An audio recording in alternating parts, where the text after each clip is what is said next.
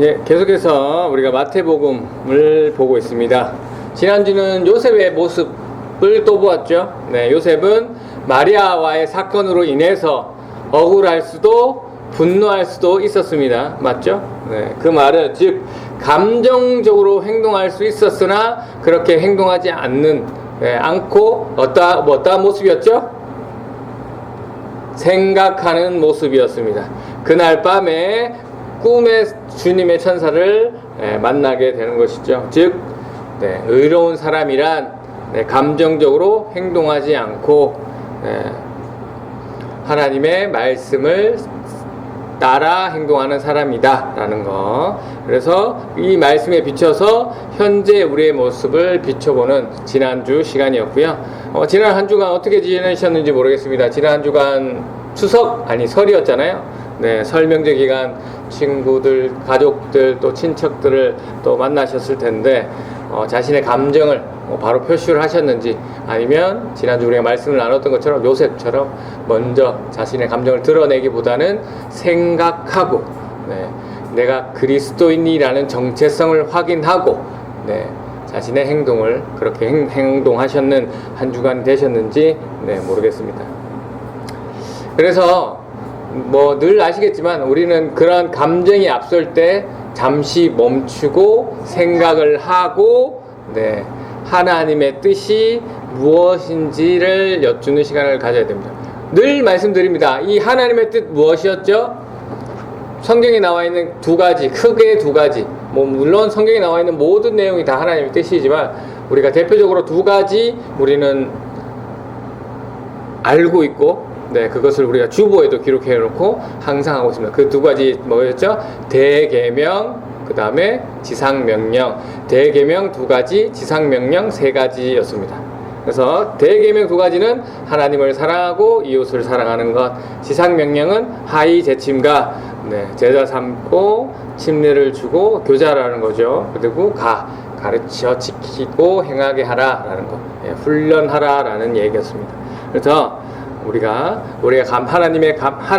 하나님께서는 우리가 감정을 폭발하는 순간이 아니라 우리가 좀 감정을 억누리고 자신의 정체성을 깨닫고 하나님께 뜻을 묻는 그 순간에 우리에게 찾아오셔서 일하시는 분이시다라는 거. 그래서 순간적인 감정 때문에 어리석은 모습을 보이지 않는 그런 우리들이 되었으면 좋겠다라는 지난주 말씀이었습니다. 오늘 본문 읽겠습니다. 함께 읽을 텐데요. 마태복음 1장 20절에서부터 오늘 25절까지 말씀이네요. 한 절씩 나눠서 교도할까요? 제가 20절 읽겠습니다. 요셉이 이 일을 생각하고 있을 때 꿈에 주의 천사가 나타났습니다. 천사는 요셉에게 이렇게 말했습니다. 다윗의 자손 요셉아, 마리아를 아내로 삼는 것을 두려워하지 마라. 마리아가 아기를 가진 것은 성령께서 하신 일이다. 마리아가 아들을 낳으신데 이름을 예수라고 하리라. 그가 자기 백성을 죄에서 구원하는 것이다. 이렇게 하여 주께서 예언자를 통해서 예언하신 말씀이 이루어졌습니다. 보라, 처녀가 임신하여 아들을 낳으시며 사람들이 그 이름을 임마누엘이라 부르시다. 임마누엘은 우리와 함께 계시는 하나님이라는 것입니다. 요셉은 잠에서 깬 후 주의 천사가 명령한 대로 했습니다. 요셉은 마리아와 결혼하였습니다. 그러나 마리아가 아들을 낳을 때까지 요셉은 단단히 하지 않았습니다. 그리고 아들을 낳은 이름을 예수라고 부릅니다. 아멘. 네, 질문하면서 말씀으로 들어가겠습니다. 감사합니다. 21절에 나옵니다. 마리아가 성령으로 임신해서 낳은 아들의 이름은 무엇일까요? 네, 맞습니다. 네. 자, 예수라는 이름을 가진 아기가 장차 할 일은 무엇입니까? 정답. 그가 자기의 백성을 죄에서 구원할 것이다 라는 일을 할 것이다 라는 것이죠. 자, 여기서 이제 예수라는 것은 헬라식 이름입니다. 헬라식. 요게 구약의 히브리식어로 무슨 단어가 이렇게 헬라식으로 발음하는지 아실까요? 발음하시는지. 기대를 한 분밖에 안 하고 있는데 한 분. 네. 예수는 헬라식 이름입니다. 예수란 뜻은 요게 구약의 요 단어 똑같은 의미를 가진 요 친구를 이렇게 헬라식으로 번역하거든요. 이 히브리어를. 뭔지 혹시 아시는가? 힌트. 모세의 다음 후계자. 힌트. 여호수아. 네, 여호수아. 여호수아라는 히브리어를 헬라식으로 표현하면 예수 되겠습니다. 네, 그렇게. 네, 여호수아, 예수와 이렇게 발음하거든요. 네, 이거를 헬라식으로 발음하면 예수가 되겠습니다. 네, 뜻은 뭡니까? 여호와는 구원이시다라는 뜻입니다. 여호와는 구원이시다. 네. 자, 구약의 여호수아는 뭘 했습니까? 약속의 가나안 땅을 정복했죠. 근데 신약의 똑같은 여호수아, 예수는 무엇을 했습니까? 네. 땅이 아니라 죄에서 구원하셨죠. 네. 똑같은 하나님은 구원이시다라는 뜻입니다. 네. 그런데 이제 구약의 여호수아가 하는 일은 땅을 구하는 거고 땅을 정복하는 일이었지만 우리 여호수아 예수님은 네, 어떤 구원을 하러 오셨다고요? 네, 죄에서 구원하러 오셨다. 그러면 여기서 질문 또 합니다. 여러분은 어떤 구원을 받고 싶습니까? 네, 가난에서부터 구원을 받고 싶으십니까? 땅의 질병으로서부터 구원을 받고 싶습니까? 아니면 어떤 인간관계에 대해서, 아니면 나의 억울함에 대해서 구원을 받고 싶습니까? 오늘 본문 21절 말씀에 나와 있고 또 예수라는 이름의 뜻 그대로 보면 예수님은 무엇하러 오신 분이라고요? 우리 죄를 구원하러 오시는 분. 그런 겁니다. 네. 어떤 사람이 예를 들어봅니다. 어떤 사람이 망해가지고 빚을 엄청 졌습니다. 네. 그래서 이제 쫄딱 망해가지고 하나님께 기도합니다. 하나님께 돈을 달라고, 네, 돈을 벌게 해달라고 기도합니다. 쫄딱 망했기 때문에. 그런데 이제 이 사람이 빚을 많이 지게 된 이유는 네, 잘못된 습관, 잘못된 뭐 소비 습관이나 뭐 이런 것 때문에 빚을 많이 지고 망하게 됐습니다. 그런데 이런 분에게 하나님이 곧 돈을 많이 주면 어떻게 됩니까? 또 네, 어차피 망할 수밖에 없습니다. 네. 또 다른 예입니다. 어떤 사람이 암에 걸렸어요. 네. 그래서 하나님께 암을 낫게 해달라고 기도합니다. 그런데 이 사람이 암에 걸린 이유는 뭐 여러 가지 원인이 있겠지만, 이 사람의 유전도 있을 거고 여러 가지 이유는 있겠지만, 이 사람이 암에 걸린 이유는 네, 평소 좋지 않은 생활 습관 때문에 그게 누적돼서 걸린 겁니다. 그래서 하나님께 암을 낫게 해달라고 기도합니다. 기도하고 하나님이 낫게 해주신다고 한들 그 좋지 않은 생활 습관을 고치지 않으면 그것은 얼마 가지 못한다라는 것이죠. 네. 여기서 좋지 않은 습관은 아까도 잠깐 뭐 언급해드렸는데 담배, 뭐 술, 아니면 뭐가 있을까요? 달게 먹고 짜게 먹고 뭐 하는 이런 것들, 아니 불규칙적으로 자는, 네? 네, 과로하고 이런 불규칙하는 것들, 네, 이런 것들을 고치지 않으면 네, 곧 다시 병에 걸릴 수밖에 없다라는 것이죠.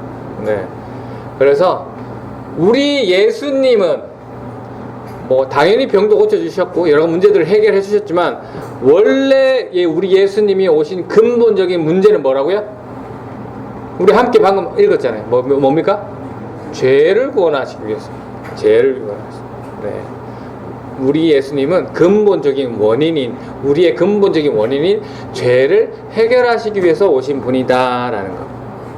이어서 또 질문하겠습니다. 22절에 주께서 예언자를 통해 하신 예언의 말씀이 있습니다. 이 말씀은 어디를 인용했냐? 어디 성경책에 나와 있는 게 있습니까? 이사야서 7장 14절 말씀을 마태가 인용했는데요. 우리가 이사야서 7장 14절 말씀 네, 한번 읽어볼까요? 시작. 그러므로 주님께서 당신들에게 몸소 표적을 주실 것입니다. 보시오, 처녀가 잉태하여 아들을 낳을 것이며 그의 이름을 하나님께서 우리와 함께 계시다 뜻인 임마누엘이라고 부를 것입니다. 아멘. 네. 마태가 왜 이 말씀을 인용했을까요? 네. 우리가 문맥을 살펴보면 앞에 족보의 내용처럼 당연히 마태가 의도가 있어서 이 말씀을 인용했을 겁니다. 그렇다면 이 말씀 이사야서 7장 14절에 나오는 이 말씀의 당시 상황을 먼저 우리가 이해할 필요가 있습니다. 먼저 말씀을 드리면 요 얘기를 하기 전에 우리가 여러 가지 또 공부하는 그것도 있어서 앞에 내용을 잠깐 하고 하겠습니다. 이스라엘이 나라를 처음 가지게 된 시대는 무슨 시대입니까? 우리가 성경을 볼 때 장소로 보고 시대로 보는데 요 장소로 볼 때 시대로 볼 때 장르로 볼 때 장르로 보고 시대로 보는데 시대로 볼 때 요 나라 이스라엘 나라를 처음 가진 시대는 불러드리겠습니다. 창조 시대, 족장 시대, 출애굽 강야 시대, 정복 시대, 가나안 정복 시대, 그다음 뭡니까? 사사 시대, 다니엘 왕국 시대, 분열 왕국 시대, 포로 시대, 포로 기한 시대, 침묵 시대. 네. 이스라엘이 나라를 가지게 된 시대는 다니엘 왕국 시대입니다. 다니엘 왕국 시대. 네. 다니엘 왕국 시대에 왕이 처음 생기고 나라가 생겼죠. 네. 그 다니엘 왕국 시대 요때 왕 3명 기억나십니까? 첫 번째 왕 늘 할 때마다 새롭습니다. 첫 번째 왕 사울 사다솔입니다. 사다솔 같이 한번 해보겠습니다. 사다솔 네, 사울 그 다음 뭡니까? 다윗 그 다음 솔로몬 이렇게 다니엘 왕국 시대입니다. 그리고 요 다니엘 왕국 시대를 지나서 솔로몬 시대 때 솔로몬이 범죄함으로 인해서 나라가 분열되죠. 네, 나라가 분열하고 몇 개로 나눠집니까? 2개로 나눠지죠. 네, 2개로 나눠집니다. 어떻게? 이스라엘과 유다로. 네, 그래서 북쪽에 있어서 북이스라엘, 남쪽에 있기 때문에 남유다로 분열됐는데요. 이 당시 이제 솔로몬이 다니엘 왕국 시대 마지막 왕인데 이 솔로몬의 아들 이름이 르호보암입니다. 르호보암. 그래서 이 르호보암이 아버지를 이어서 계속 왕길을 이어가는데 자꾸 이제 성전 짓고 뭐 할 때 이제 사람들을 괴롭히니까 족장들이 찾아와서 얘기합니다. 우리한테 짐이 너무 많다. 좀 덜어주세요 하니까 르호보암이 뭐라고 합니까?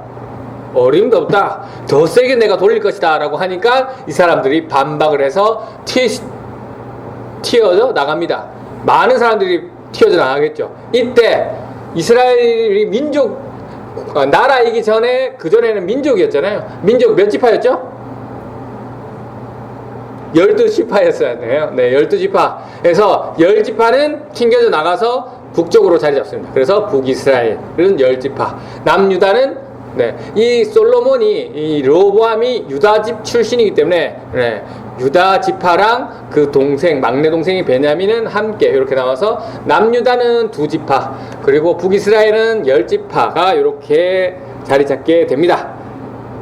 요때 남유다가 되어서 이제 시간이 흘러서 12대 왕 때 왕 이름이 아하스입니다. 아하스 왕 때 어떤 일이 일어나냐? 아람 사람들이 요 남유다를 침공하려고 막 들어왔다가 성공하지 못하고 돌아갑니다. 그 다음에 북이스라엘에서도 같은 민족에도 불구하고 남유다를 정복하러 왔다가 정복하지 못하고 돌아가요. 안 되겠다 싶어서 이 아람하고 북이스라엘하고 연합을 해서 이 남유다를 치려고 왔습니다.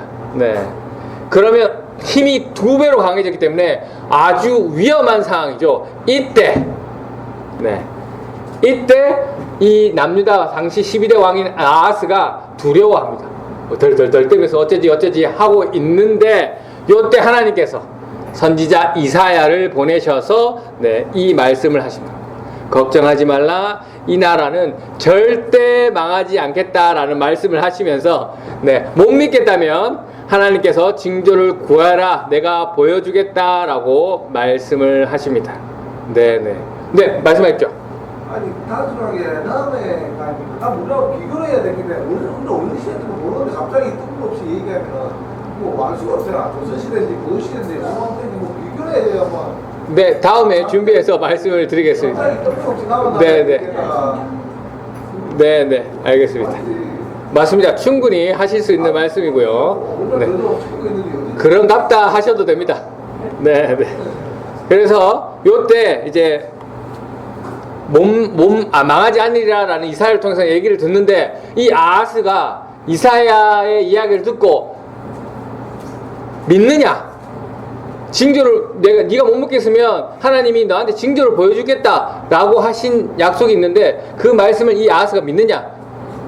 아니요, 징조 안 보여주셔도 됩니다 라고 합니다. 그러면 우리가 생각할 때는, 와, 아하스의 믿음이 워낙 좋아가지고 하나님께서 징조를 안 보여주셔도 믿는 믿음이 있구나 라고 생각할 수도 있지만, 실제로는 그렇지 않았습니다.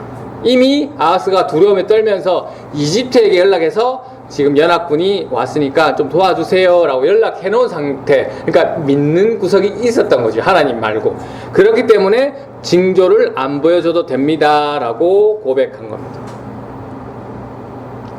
그래서 이런 아하스, 그러니까 자신의 방법, 세상적인 방법으로 자신의 문제를 해결하려고 하는 이 모습을 하나님이 아셨습니다. 그러나 그럼에도 불구하고 하나님께서는 그 아하스를 불쌍하게 여기셔서 이 징조를 보여주시는 구절이 요겁니다. 보라, 처녀가 잉태하여 아들을 낳으리니 그 이름을 임마누엘이라 하라라고. 네, 처녀가 잉태하는 그 징조를 보여주시는 거예요, 아하스 왕에게. 네, 그 말은, 네, 아하스 왕이 잘못했어도 하나님께서 우리와 함께 하시겠다라는 그 약속을 하시고, 하나님께서 우리와 함께 하신다는 약속 뭡니까? 저 연합군을 물려쳐 주시겠다. 남유다를 지켜주시고 저 북이스라엘과 저 아람을 물려쳐 주겠다라는 약속을 하는 거잖아요. 여기서 질문 한번 드려봅니다. 여기서 우리가 이런 얘기를 하면 이 징조에 대해서 집중하시는 분들이 있어서 한번 말씀을 드리는데요. 방금 요 처녀가 아기를 갖는 요 사건의 중요한 것이, 핵심의 이것이, 이것을 통해서 하나님이 전하려고 하는 이 메시지의 핵심이 뭘까요? 단순히 처녀가 아기를 가지는 거, 그게 놀랍지 않느냐, 이걸 보여주려고 하는 겁니까? 아니면 그 뒤에 잘못한 게 아니라고. 너희가 두려움하고 지금 어려움을 갖고 있지만 하나님이 너와 함께 하시겠다라는 약속의 핵심일까요? 그 약속의 핵심이겠죠. 그 징조의 그 표적의 의미가 중요한 겁니다. 그런데 이 사건을 누가 지금 오늘 마태복음에 인용했습니까? 마태가 인용했잖아요. 왜 인용했을까요? 처녀인 마리아가 성령으로 임신한 이 이적, 이 기적을 마태가 왜 인용하고 이 이야기를 왜 했을까요?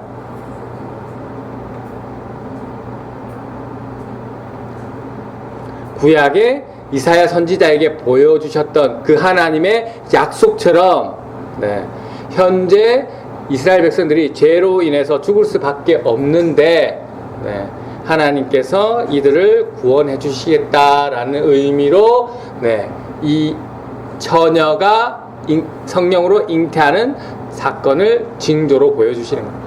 그 약속을 지키겠다라는 거죠.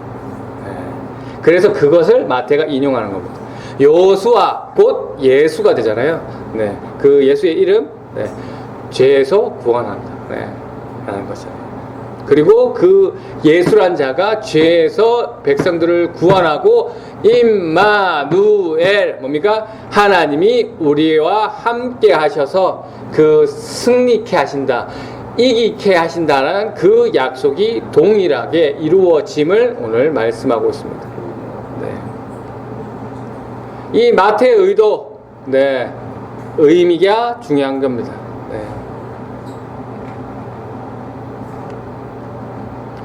우리 역시 이 아하스 왕처럼 자기가 생각하고 싶은 대로 살아가는, 하나님의 보시기에 분명한 죄인이죠.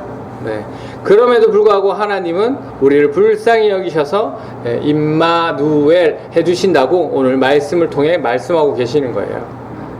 저와 여러분이 무엇인가 잘나서 구원받을 뭔가 요소가 있어서 하나님께서 구원받는 것이 아니라는 것이죠.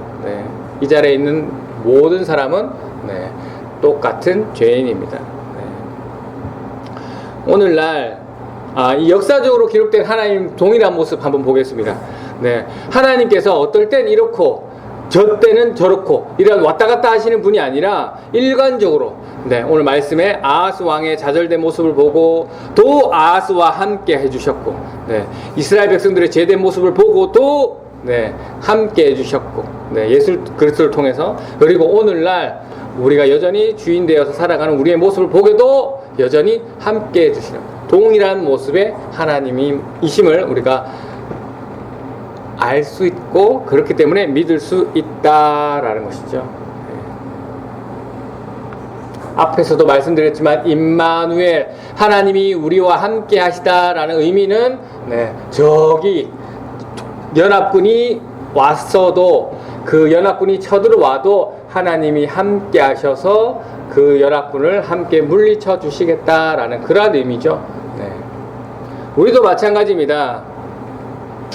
근데 이 물리치겠다라는 의미를 오해하시면 안 되는 건데요. 좀 이따가 말씀하겠지만, 우리가 다들 인생을 살아가고 있지만, 이 세상을 살아가는 거 사실 녹록치 않습니다.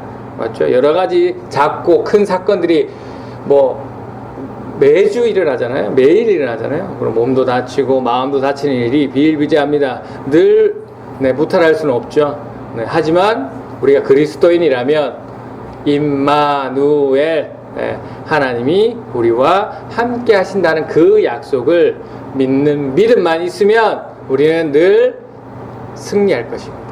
우리는 늘 이기게 될 것입니다. 네.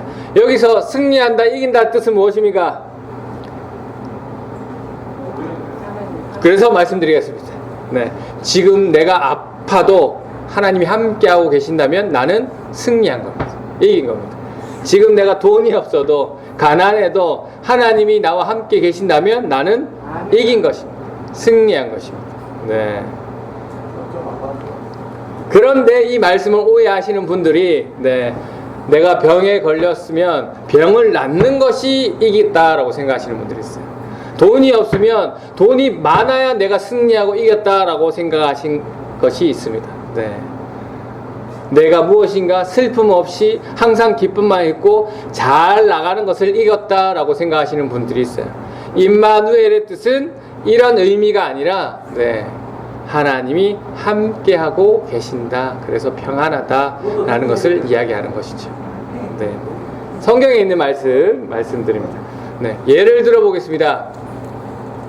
오늘 미술대에 평화, 오늘이 뭐라고요? 평화라는 주제로 미술대회를 열었습니다. 그러면 참가자들이 다 그 평화라는 주제로 그림을 그릴 거 아니에요. 다양한 미술품들이 네, 출품됐습니다. 주제가 평화니까 어떤 사람들은 잔잔한 호수를 그려서 평화, 네, 어떤 사람들은 맑고 맑은 푸른 하늘을 그리면서 평화롭다. 어떤 사람들은 고요한 들판을 그리면서 평화롭다라고 그렇게 해서 여러 작품들을 냈는데요. 그 수많은 작품들 중에 1등한 작품이 있습니다. 그 1등한 작품이 뭐였냐면 그 작품은 네, 예를 든 것입니다. 네, 먹구름이 밀려오고 번개가 치고 폭포수가 쏟아지는 그 절벽의 그림이 1등했습니다.